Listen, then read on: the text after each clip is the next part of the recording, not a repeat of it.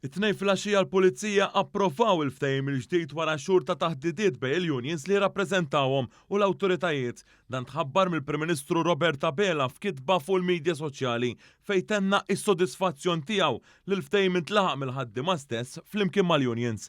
Dr. Abela sostna li kif kien wieħed irid jibqa' jinvesti fis-sigurtà tal-komunitajiet ta' pajjiżna u biex dan iseħħ kruċjali ir-riżorsa umana.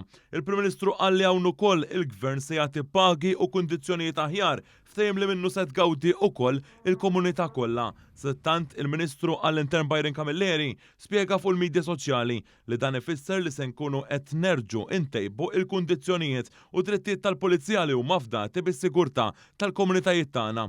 Itqalli fl-istess ħin qed jinħoloq ambjent biex aktar żgħażagħ jersqu l-qudiem ħalli jaqbdu din il-karriera.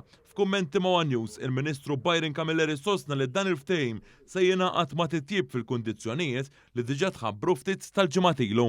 Wedna li se nkunu qed investu fil-ħaddiem u wedna li ħankomplu investu fis-sigurtà tal-komunitajiet tagħna. U hekk qed nagħmluha billi ninvestu fir-riżors uman fejn proċess li issa kien ilu għaddej xhur ta' kollaborazzjoni u anka negozjati mal-unions rappreżentaw lil ħaddiema l-Pulizija l-bieraħ kien hemm il-vot anke mill-Pulizija nfushom u approvaw dan il-ftehim settorjali ġdid li ħajwassal sabiex ikollhom kundizzjonijiet aħjar u drittajiet aħjar.